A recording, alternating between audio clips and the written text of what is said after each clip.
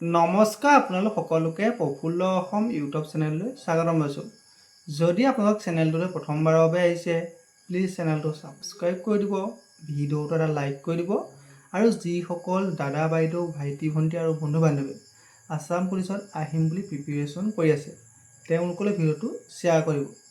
এতিয়া এইকেইদিন আপোনালোকৰ সামাজিক মাধ্যমত এটা ভিডিঅ' বহুত বেছি ভাইৰেল হৈছে, সেইটো হৈছে যে অসম আৰক্ষীৰ যিটো ইণ্টাৰভিউ, সেই ইণ্টাৰভিউটো অক্টোবৰ মাহত হ'ব বুলি।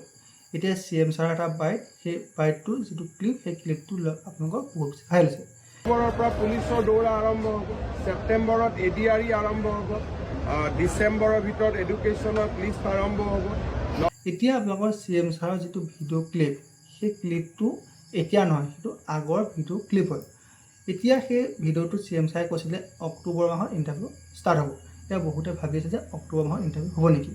এতিয়া আপোনালোকৰ আছাম পুলিচত নতুনকৈ ছাব ইন্সপেক্টৰ হওক বা AB, UB, APRO, driver constable বা গ্ৰেড 4 যিমানখিনি নতুন পদ মুকলিছে, সেই আটাইখিনি পদৰ যিটো ইণ্টাৰভিউ, সেই ইণ্টাৰভিউটো খুব সম্ভৱতঃ অক্টোবৰ মাহত নহয়।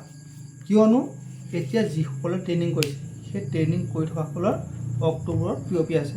খুব সম্ভৱতঃ এইখিনিৰ যিটো POP পাছিং আউট পিৰিয়ড হৈ যোৱাৰ পিছতহে আকৌ নতুনকৈ ইণ্টাৰভিউৰ চান্স আছে। গতিকে অসম আৰক্ষীৰ যিটো ইণ্টাৰভিউ, সেই ইণ্টাৰভিউটো নৱেম্বৰ নাইবা ডিচেম্বৰ মাহত হোৱাৰ বহুত বেছি চান্স আছে।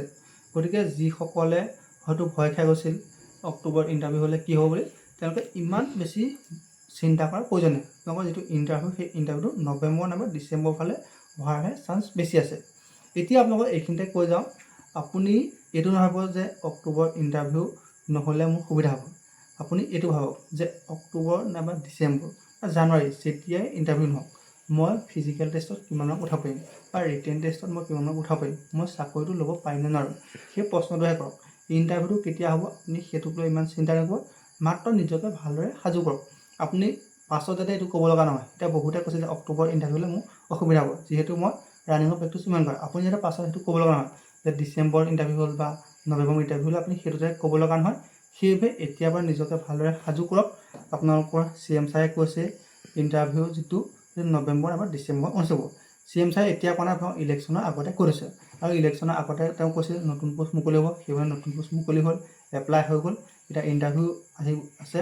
গতিকে আপোনালোকে ইণ্টাৰভিউ ডেটলৈ অপেক্ষা নকৰি এতিয়াৰ পৰা নিজকে ভালদৰে সাজু কৰক। ধন্যবাদ।